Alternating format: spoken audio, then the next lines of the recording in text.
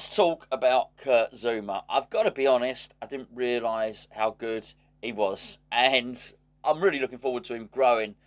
Well, not physically, obviously. He's a giant, isn't he? Which I think is a big part of it. Um, I'm looking forward to him growing into his role at West Ham.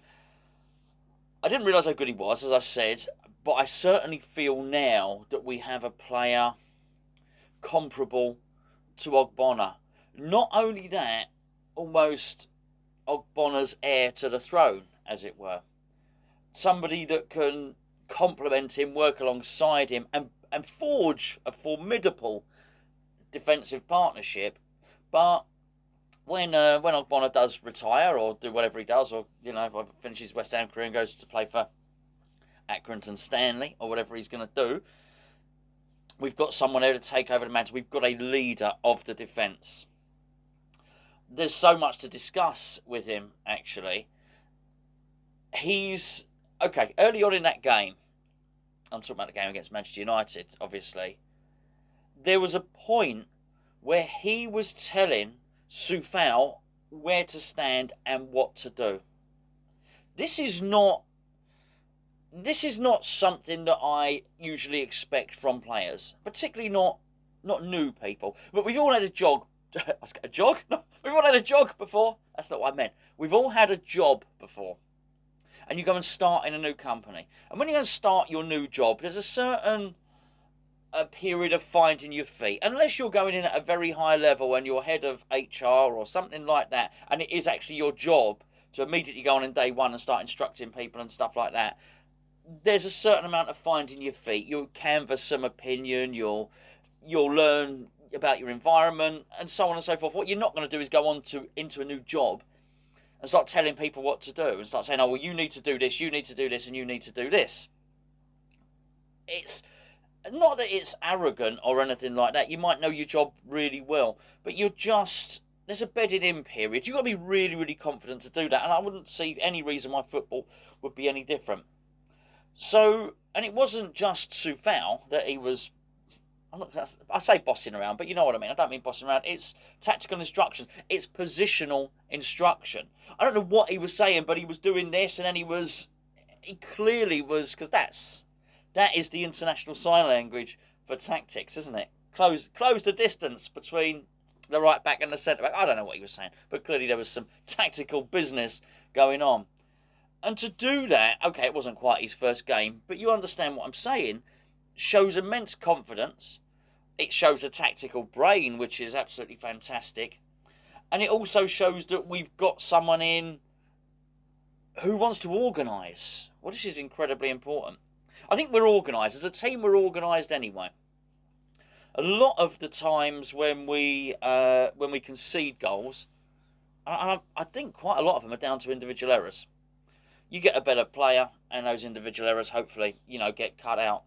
Okay, look at the Man United goals. The Jesse Lingard goal, brilliant goal. Really, really good goal.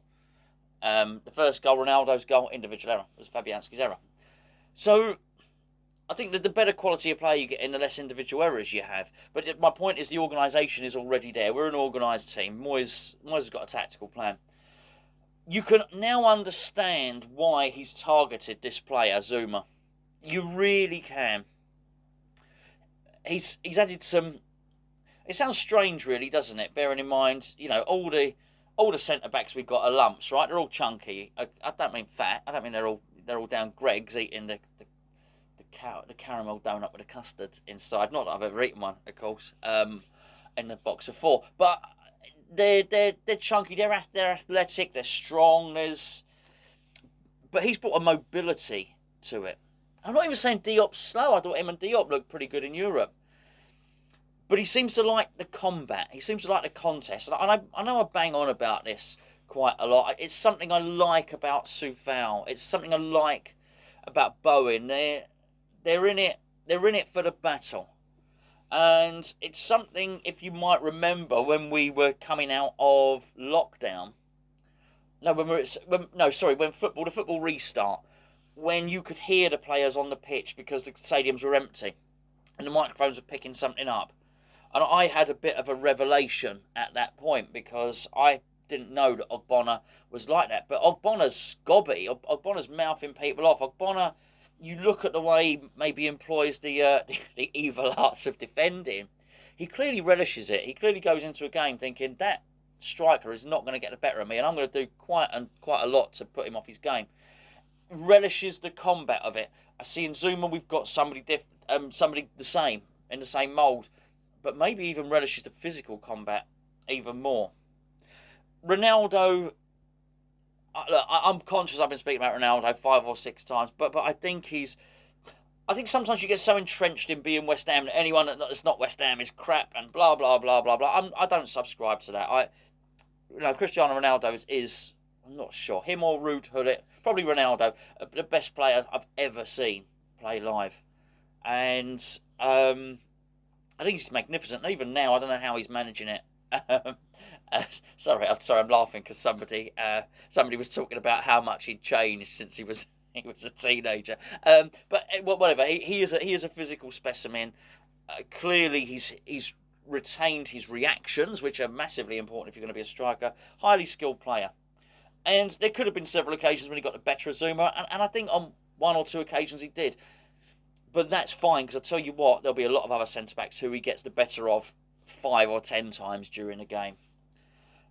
And my point is, I think that's as good as it's going to get. I really do. I don't think there's another player in that Premier League who's going to trouble Zouma as much as Ronaldo did. And that's my point. Firmino is a fine player, but he ain't going to do that to Zouma. And so on and so forth. You can go through the list of all the players. I was just so impressed with how he handled him. I love the way he comes out aggressively to meet the ball and win a tackle early, rather than letting it be turned and running behind. But he's not afraid to run in behind, by the way, either, and sort of get in a foot race with the person he's marking. Look, this is all early days. I'm learning about this player. I'm not going to lie to you. I don't. That's why sometimes on the previews when Gio says, "Oh, what players do you like at a certain team?" and I'll say, "Oh, this player's good. I quite like him." And Gio will say in a preview, "He's been injured for the past month. He's not played for the past month." The reason is I don't watch an awful lot of Premier League football. I really don't. I'm not. I used to. I'm not that bothered now. That's the absolute truth of it. So my point is, I've not spent a long time watching Zouma watch, as they call it. I just haven't. So this is a voyage of discovery for me to watch this player, to see this fantastic centre half that West Ham have got is amazing. And I now get it. As I said before, I wasn't sure why David Moyes was highlighting a central defender as his main guy. Now I do. Now I understand. This is going to make a massive difference to us. I guess when you're looking to buy or bring any player in, it's going to boil down to one question. I would think so. I don't know. I've never heard a manager say it, but I'd imagine this to be the case. Is that player going to gain me more points? Are we a better team? Basically, how many points is he worth? I think it was Brian Clough used to say Peter Shilton, obviously the goalkeeper. I think Brian Clough used to say Peter Shilton was worth 10 to 15 points a season. That's not by having a goalkeeper. So it's not like anyone would do. That was the upgrade on having Peter Shilton, who at the time was probably the world's best goalkeeper, or one of them. The upgrade of having Peter Shilton in there as opposed to a regular bog standard goalkeeper was whatever, 10 to 15 goals a season, something like that. You find the quote. I'm not far off. And that's what you've got to look at when you're looking at these players. How many additional points is this player worth? And I think in Zouma we've brought someone in who is worth some additional points, and I would imagine quite a few. And because it is the difference of turning a draw into a win or a loss into a draw. Okay, didn't quite happen yesterday.